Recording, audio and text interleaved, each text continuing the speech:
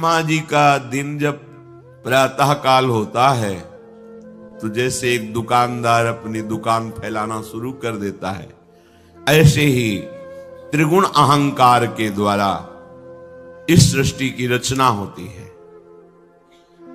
सतोगुण जनित, रजोगुण जनित, तमोगुण जनित, तीनों प्रकार की प्रकृति के अलग अलग स्वभाव, अलग अलग प्रभाव, पर आत्मस्वरूप एक है। ये प्रकृति का प्रभाव है।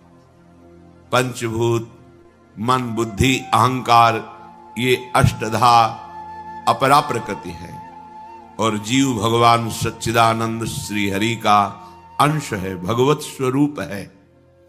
पूरे दिन ये सृष्टि का विस्तार होता रहता है। फिर जब रात्रि का समय आता है उसे प्रलय कहते हैं।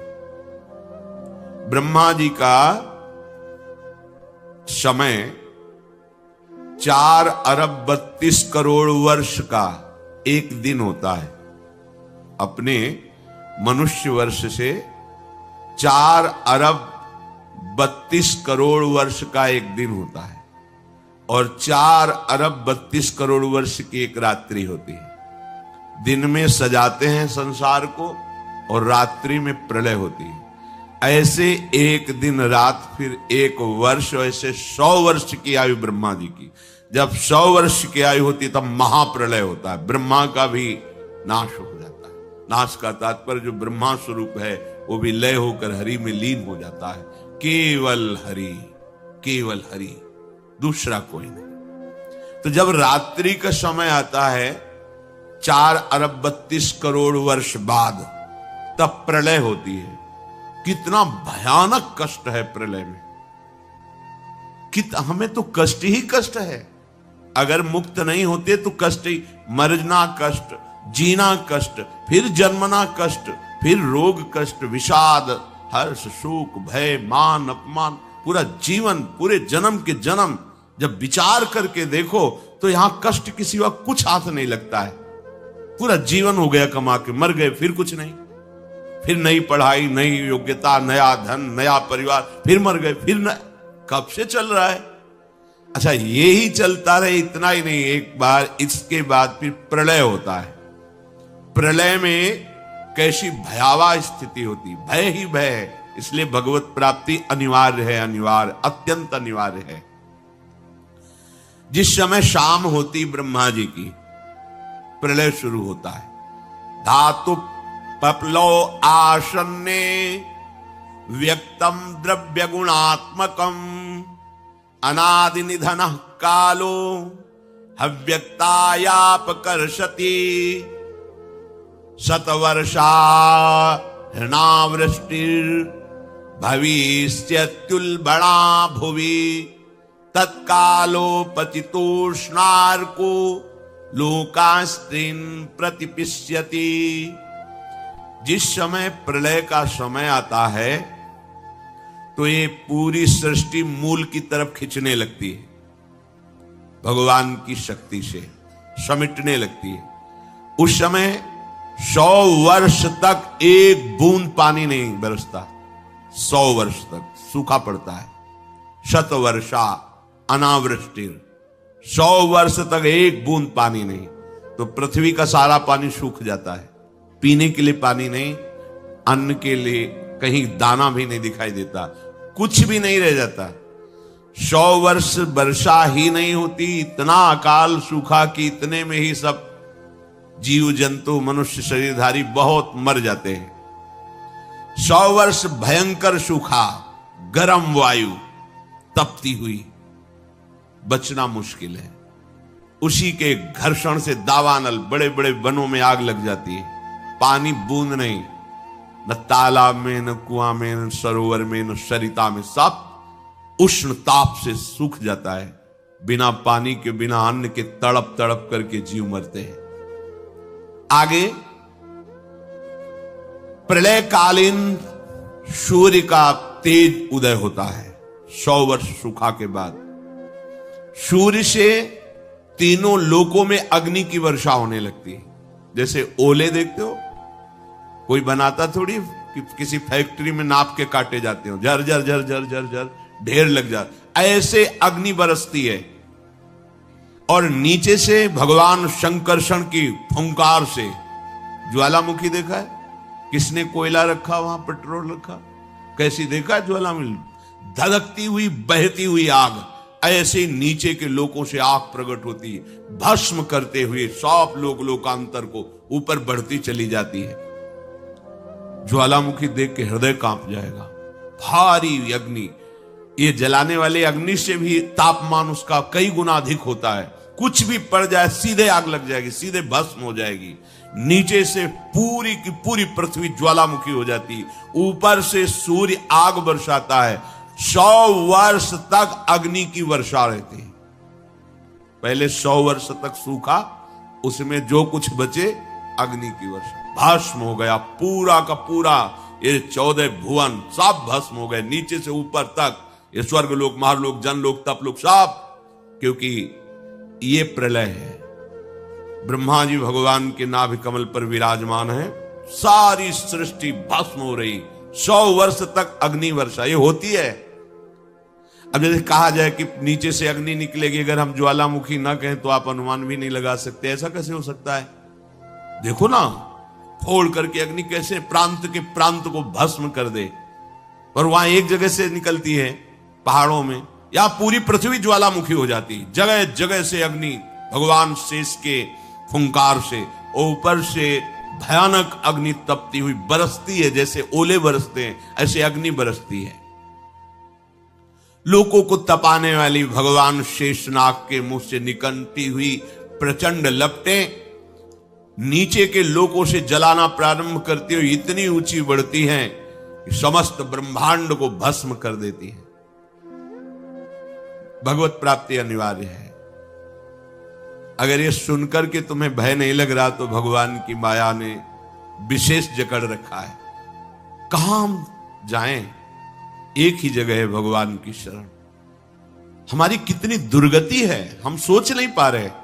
कब मर जाए कोई पता नहीं, कोई हमारा मित्र है पता नहीं। हम जिसे मित्र समझते हैं वो धोखा दे रहा है, वो शत्रुता का कार्य कर रहा है। जिसे हम सगे संबंधी वो सब स्वार्थ में। कौन है मेरा, क्या है मेरा? विचार करोगे तो अभी भयभीत हो जाओगे।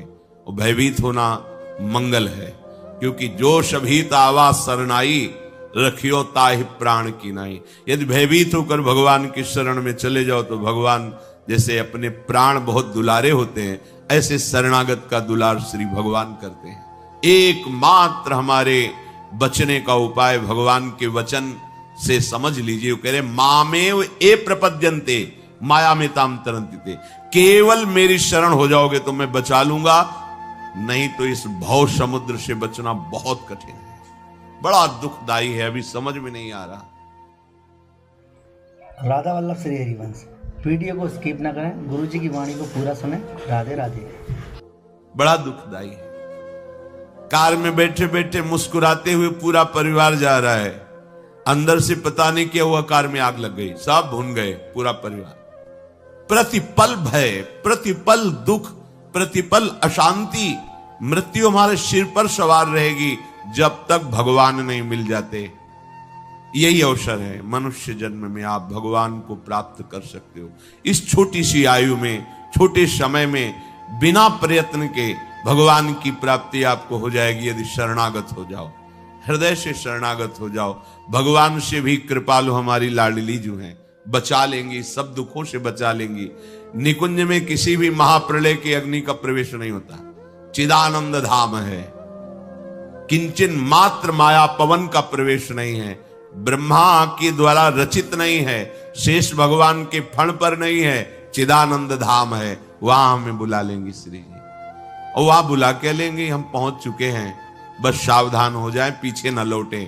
तो हम आ गए हैं, श्री जी के दरवाजे पे आ गए हैं। और जो इस द्वार पे पड़ रहता है वो फिर निहाल हो जाता है। महारानी जी के द्वार पे आ गए। घर पे इसलिए नहीं कह रहे अंदर कि अभी नेत्र खुले नहीं है तो तुम देख नहीं पा रहे हो, कहोगे कहां श्री जी हैं। तो अभी दरवाजे पे आ गए, इतना विश्वास कर लो।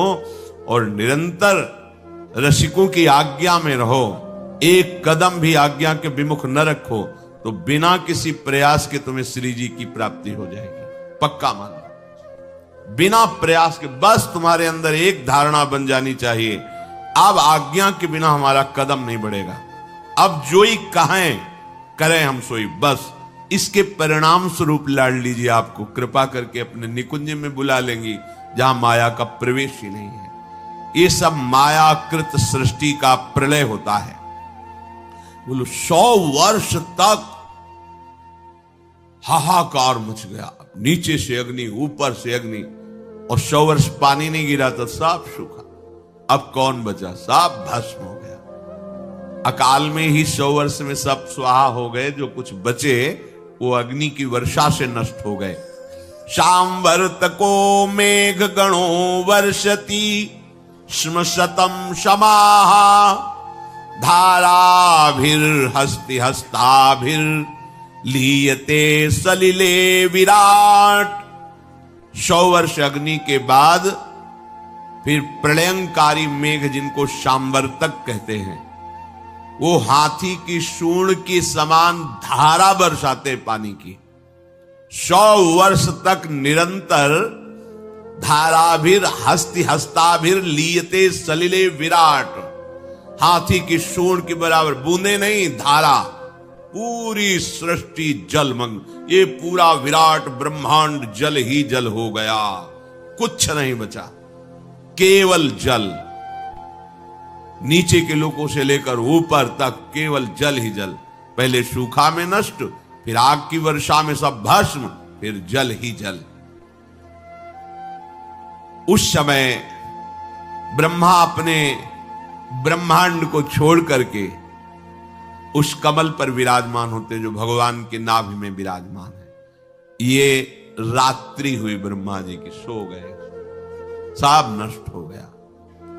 वायु पृथ्वी की गंध को खींच लेती, जिससे पृथ्वी भी नहीं रह जाती, वो जल रूप हो जाती है।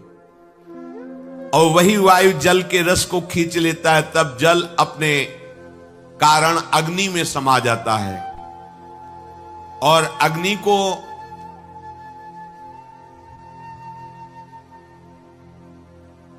अंधकार में जितना तेज है वो सब छीन लेता है। अग्नि वायु में लीन हो जाती है, वायु रूप हो जाती है। वायु की शक्ति को, प्रवाह को आकाश छीन लेता है, वो आकाशमय हो जाती है। तदनंतर ईश्वर आकाश के गुण शब्द का हरण कर लेता है, तो तामस अहंकार में लीन हो जाता है। इंद्रियां, बुद्धि राजस अहंकार में, मन सात्विक अहंकार में, ये महाप्रलय हो गया। अब कुछ नहीं बचा।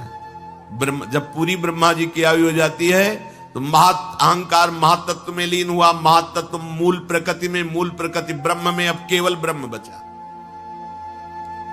न ब्रह्मा बचे, न ब्रह्मांड बचा, सब नष्ट हो गया। महाप्रलय, प्रलय रात्रि ब्रह्मा की, महाप्रलय ब्रह्मा का विनाश।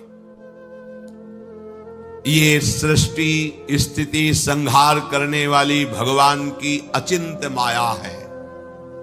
ये रहट जैसे चलता है ऐसे चलती रहती, कभी दिन कभी रात, कभी प्रलय, कभी सृजन और कभी महाप्रलय। ये बात सुनकर के बड़ा भय लगता है, कैसे निकले इस माया से। यथैता मैश्वरीम मायाम दुस्तरा मकृतात्म भी तरंत्यंजा स्थूल धियो महर्षि इदमुच्यताम। हे महर्षियों, ये माया की बात सुनकर तो बड़ा डर लग गया। यही शास्त्र का प्रभाव होता है, संतों का प्रभाव होता है, कि जिस डर में तुम सुखी होकर खेल रहे हो, उसमें वास्तविकता का तुम्हें भान हो जाए और भाग पड़ो भगवान की तरफ।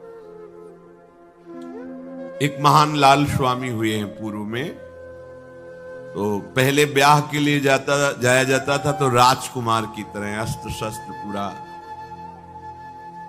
जब ब्याह के लिए पाग बांध करके गए और भावर का समय आता है, तो उस जो विद्वान पाणी ग्रहण संस्कार कराने के लिए गए थे पंडित जी, उन्होंने कहा लाल जी सावधान।